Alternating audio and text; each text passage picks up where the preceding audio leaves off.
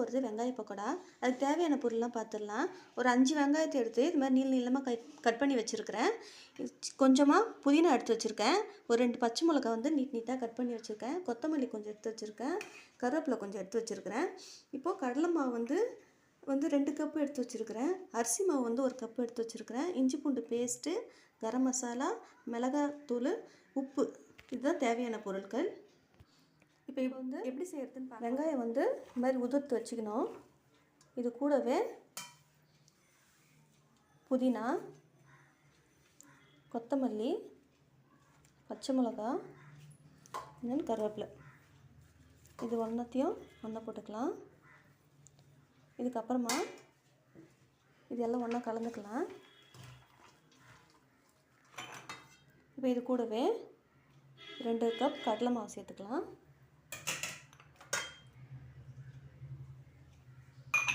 இப்போ எத்தனை பேர் இருக்காங்களோ அதுக்கேற்ற மாதிரி சேர்த்துக்கோங்க. நான் வந்து இப்போ வந்து அரிசி மாவு வந்து கப்பு சேர்த்துக்கிறேன். இது ஏன் அரிசி மாவு போடுறேன்னா கிறிஸ்பியாக வரதுக்காக தான். அவ்வளோதான், இந்த மாதிரி கலரிக்கணும். இப்போ இது கூட வந்து மிளகாத்தூள் போட்டுக்கலாம். இப்போ நம்ம வந்து மிளகாத்தூள் வந்து இப்போ நம்ம ஏற்கனவே இதில் பச்சை மிளகாய் சேர்த்துருக்கோம், 2 பச்சை மிளகாய். அதில் ஏற்கனவே காரம் இருக்கும். அதனால வந்து அதுக்கேற்ற மாதிரி வந்து மிளகாத்தூள் சேர்த்துக்கோங்க. இப்போ இது கூடவே ஒரு 1/2 ஸ்பூன் வந்து கரம் மசாலா சேர்த்துக்கலாம். அப்புறம் தேவையான அளவுக்கு உப்பு சேர்த்துக்கலாம். 1 ஸ்பூன் அளவுக்கு நான் சேர்த்துக்கிறேன்.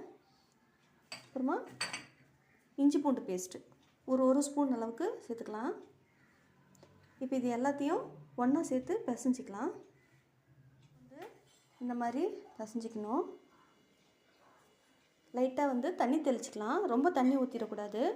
லைட்டாக தான் தெளித்து பிசையணும். இப்படி வெங்காயத்தில் வந்து இந்த மாவு வந்து ஒட்டுற மாதிரி இருக்கணும். இப்படி போட்டால் தான் நல்லாயிருக்கும். இன்னும் கொஞ்சம் லைட்டாக தண்ணி தெளிச்சிக்கலாம்.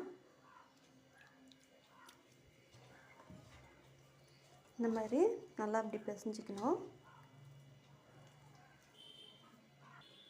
இப்போ வந்து இந்த மாதிரி போட்டு பிசைஞ்சு வச்சுக்கணும். இதுதான் வந்து சரியான பக்குவம். இன்னும் வந்து தண்ணி ஊற்றிட்டிங்கன்னா அது நல்லா இருக்காது. எப்படி தான் இருக்கணும், வெங்காயத்தில் ஒட்டின மாதிரியே இருக்கும், ஒட்டாத மாதிரியே இருக்கணும். இப்போ பாருங்கள், இப்போ வந்து ரெடி ஆகிடுச்சு. இப்போ வந்து இதை பொரிச்சு எடுத்துடலாம். இப்போ எண்ணெய் வந்து ஊற்றி வச்சுருக்கேன் ஒரு கடாயில். இப்போ எண்ணெய் நல்லா காஞ்சதுக்கப்புறம் இது கொஞ்சம் கொஞ்சமாக போட்டு பொரிச்சு எடுத்துக்கலாம். எண்ணெய் நல்லா காஞ்சிருச்சு. இப்போ கொஞ்சமாக எடுத்து இப்படி உதிரியாக போட்டுடலாம். இப்படி தான் போடணும். அப்படியே மொத்தமாக போட்டிங்கன்னா அப்படி கெட்டியாக நின்றோம். கொஞ்சம் தள்ளி தள்ளி போடுங்க. இந்த மாதிரி போட்டுடணும்.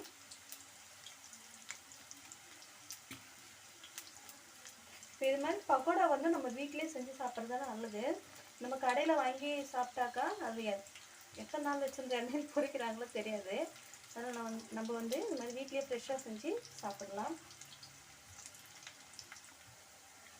இப்போ வந்து நல்லா பொரிஞ்சிட்ருக்கு. ரொம்ப ஹீட்லேயே வச்சு செய்யக்கூடாது, ஏன்னா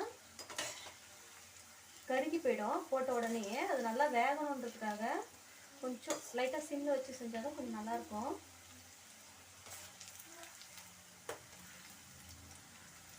இந்த மாதிரி பொரிஞ்சு வரணும். இன்னும் கொஞ்சம் நேரத்தில் ரெடி ஆகிடும். இது மாதிரி செவந்து வரணும். இதுக்கு மேலே ரொம்ப செவக்க வச்சிங்கன்னா அது வந்து ஒரு மாதிரி கசப்பாயிடும். ஆனால் இதுதான் கரெக்டாக இருக்கும். இதை வந்து இது மாதிரி எடுத்து பாக்ஸில் போட்டு வச்சிட்டிங்க, இது மாதிரி செஞ்சு பாக்ஸில் எடுத்து போட்டு வச்சிட்டிங்கன்னா 2 நாள் கூட பசங்க வச்சு சாப்பிடுவாங்க. அவ்வளோதான், எடுத்துடலாம். பக்கோடா உங்கள் வீட்லேயும் ட்ரை பண்ணி பாருங்கள். தேங்க்யூ.